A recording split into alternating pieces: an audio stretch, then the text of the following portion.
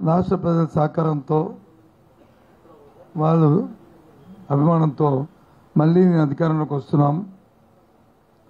అధికారం వస్తే వచ్చిన వెంటనే ప్రమాణ స్వీకారం విశాఖపట్నంలోనే చేస్తాను.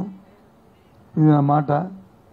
దీన్ని ఎగ్జిక్యూటివ్ క్యాపిటల్గా తీర్చిదిద్దడమే కాకుండా అన్ని మౌలిక సదుపాయాలు కల్పించి ఒక హబ్గా తయారు చేస్తాను దీన్ని అని ఆ రోజు మాట చెప్పారు.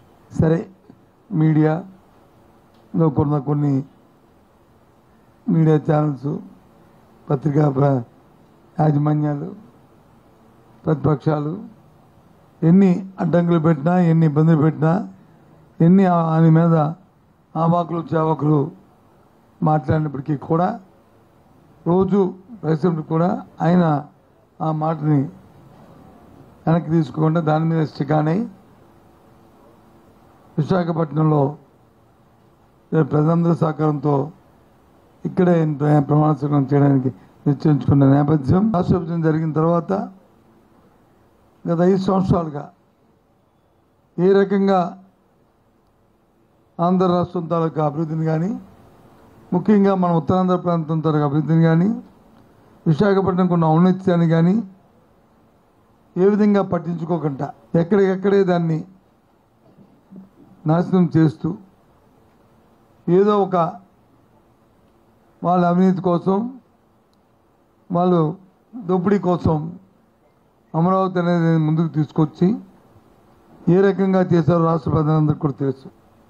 ఇవాళ వచ్చి ఆ కూటమిలో చేరిపోయి ఆ కూటమితో చెప్పించండి. మీరు భారతీయ జనతా పార్టీ నాయకత్వంతో చెప్పించండి.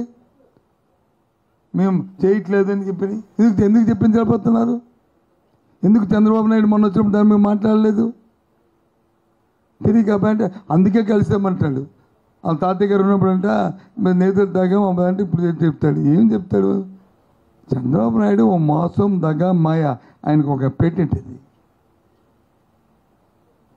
ఎవడు నమ్ముతాడు ఆయన మాటల్ని? చెప్పండి, భారతీయ జనతా పార్టీ నాయకులతో చెప్పించండి అన్నమాట. అమిత్ షా గారితో చెప్పించండి, మోడీ గారితో చెప్పించండి. తప్పేముంది? రేపు వస్తారు కదా ఇక్కడికి కూటమిని అడ్రస్ చేయడానికి. నాకు తెలిసి వాళ్ళు వస్తారని కూడా అనుకోను, ఎందుకంటే ఇవన్నీ సమస్యలు ఉన్నాయి కాబట్టి, దీని మీద వివరణ ఇవ్వాలి కాబట్టి. అండ్ మోస్ట్ సీనియర్ కాబట్టి ఏదైనా మాట్లాడి ఏదైనా మార్చి వచ్చి పర్వాలేదు. ఇప్పుడు మాట్లాడిన అరగంటలో ఇంకో అరగంటలో ఇంకో స్టేజ్ మీకు ఇద్దరికి ఇది మానేసి ఇంకోటి మాట్లాడేస్తాడు. మార్చి మేము ఇంకా అంతపాటి ఇంకా నేర్చలేదు. ఆ రోజు ఏది మాట్లాడి ఈ రోజు ఏది మాట్లాడుతున్నాం. చంద్రబాబు నాయుడికి ఓసరవిలికి ఏం తేడా లేదు. గంటకి మార్చేస్తాడు. ఇవాళ మాట్లాడతాడు, రేపు మాట్లాడతాడు, ఎల్లుండో మాట్లాడతాడు అని. అసలు అది నిజం. మనం ఆశ్చర్యపోతాం. ఓ ఇది అన్నాడు నిజమే కదా అనుకునేటట్లు ఆయన బాధ.